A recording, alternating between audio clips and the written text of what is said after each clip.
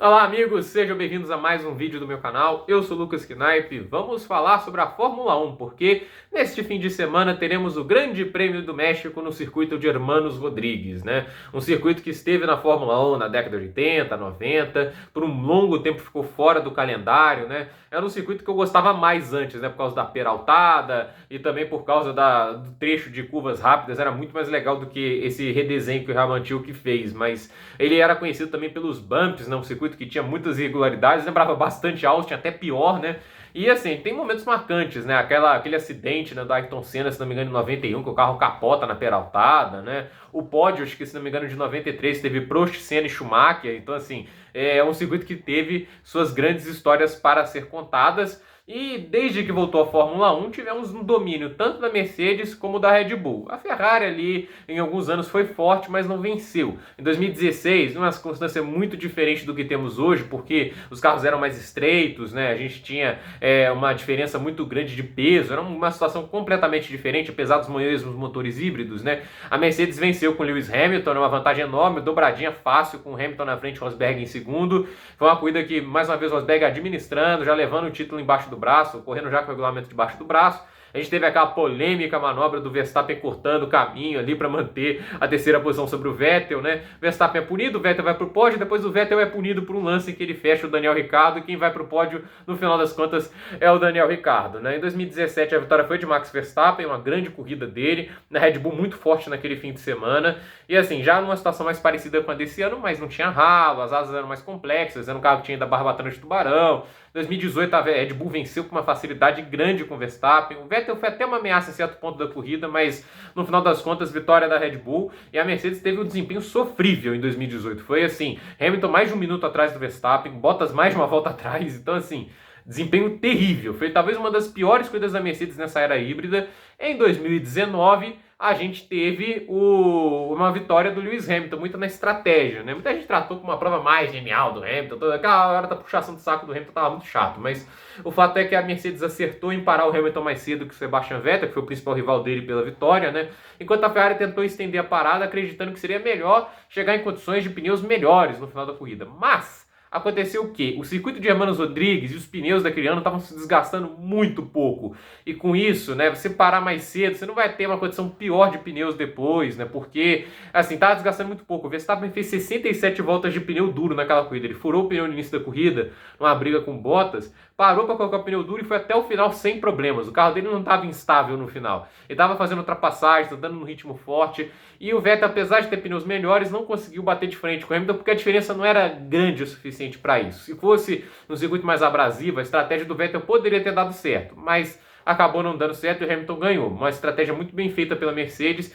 e a Ferrari acabou comendo música, até porque em certo ponto dava para o Vettel voltar na frente, tinha uma boa vantagem e a Ferrari esperou, protelou, até um ponto que o Hamilton voltou na frente dele. Então, assim, não havia necessidade de ter estendido tanto a parada do Sebastian Vettel. Então, acabou que a Ferrari perdeu uma chance de ganhar mais uma corrida naquela temporada, né? Vamos lembrar que a Ferrari não ganha desde Singapura em 2019. Então, assim, não dá para analisar muito pelos últimos anos, porque eram regulamentos diferentes. 2019 é o que mais se aproxima, mas este ano a gente tem uma mudança de assoalho, né? O assoalho está mais simples, né? Ele está mais estreito. Isso causa uma mudança relevante de desempenho e de como os carros administram os pneus. A questão é, o circuito do México está mais abrasivo? A gente não sabe, ele foi usado por outras categorias, né? Já se passou mais tempo, um asfalto mais velho tende a gastar mais pneus, mas não passou um tempo relevante para dar uma diferença tão grande. A questão é, os pneus dessa temporada têm se desgastado mais até por uma característica que os carros deste ano têm. E isso pode fazer com que a corrida, em vez de ser em uma parada, como quase sempre aconteceu no GP do México, possa ser em duas. Mas não dá para cravar. Então, assim,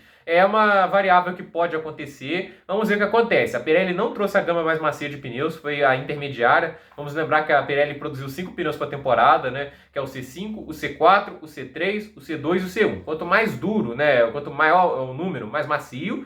E ele tem o melhor desempenho, mas desgasta mais rápido. Então ele perde o desempenho com mais velocidade. Então a Pirelli trouxe a gama intermediária. Então a gente não sabe como vai ser o gerenciamento de pneus. Acredito que nesse fim de semana o pneu vermelho possa sim ser utilizado durante a corrida e ter sua importância devido às características do circuito.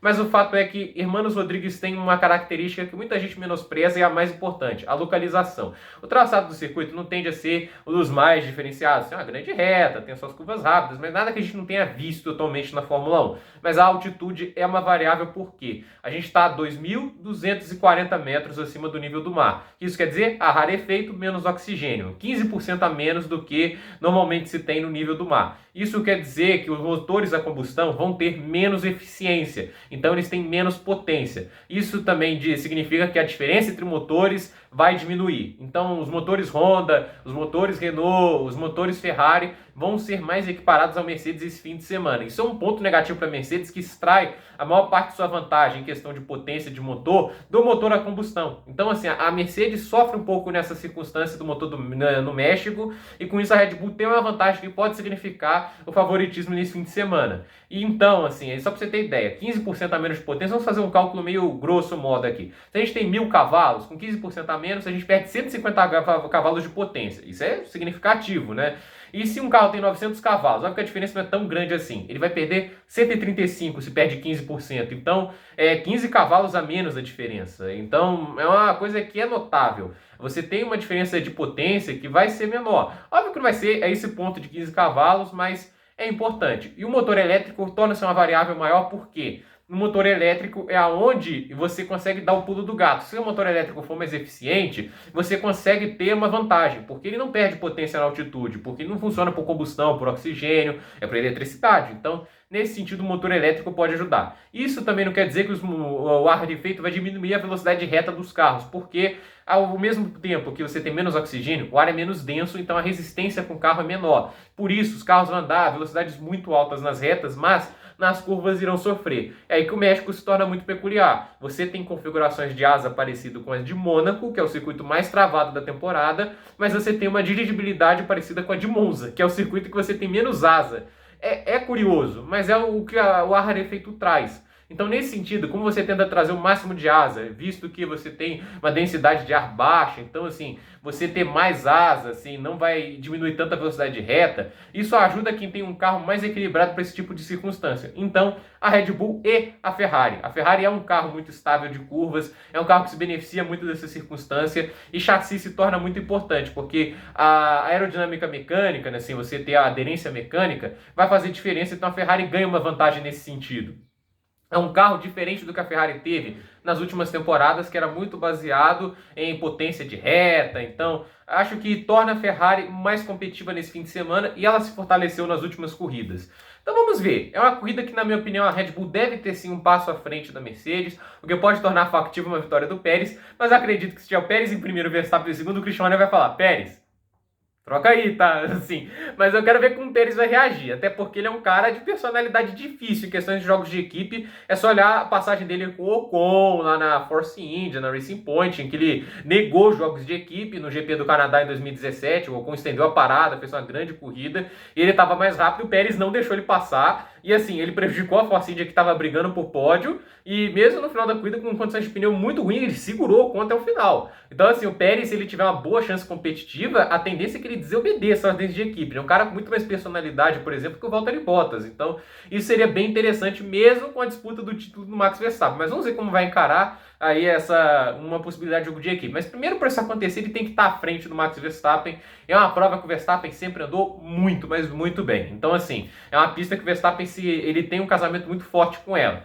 Então, assim, é interessante analisar por esse lado. A Mercedes deve ser forte. Eu não acredito que vai acontecer o mesmo que 2018, seria um choque. Até porque se a Mercedes andar muito fraco nesse fim de semana, ela corre o risco de levar uma costa da Ferrari. Porque eu acredito que a Ferrari vai ser bem forte nesse fim de semana. As circunstâncias de uma pista que o chassi ajuda bem, o motor elétrico possa ajudar, ajudam a Ferrari. Então, assim, a Ferrari, para mim, pode ser uma equipe bem sólida nesse fim de semana. McLaren está andando bem esse ano, não pode ser descartada, mas acredito que ela está um passo atrás dessas três equipes da frente. A AlphaTauri pode andar bem, é um carro que consegue andar bem em algumas condições assim como essas, né, que o chassi é importante, o motor Honda parece muito bom em questões de potência elétrica.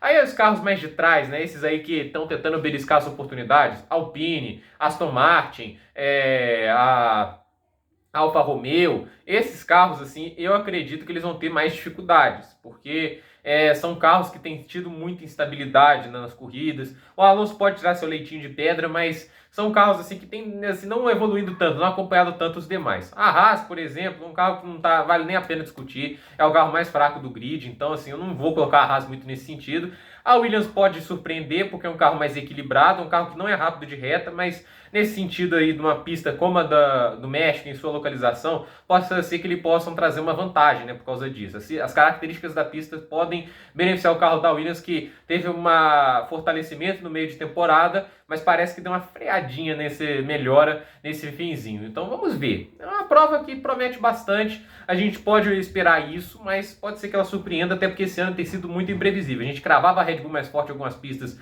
e a Mercedes surpreendeu. Às vezes a gente cravava a Mercedes forte em algumas e a Red Bull surpreendeu. Em Austin ninguém esperava a Red Bull forte e ela apareceu muito forte, muito sólida, marcando a pole, quase fazendo um 2 na classificação. Isso teria sido muito importante. Então vamos ver. É uma corrida que promete bastante, é um calendário que está realmente incrível, uma temporada incrível de Fórmula 1, disputa até o final neste momento, está prometendo disputa até a última corrida.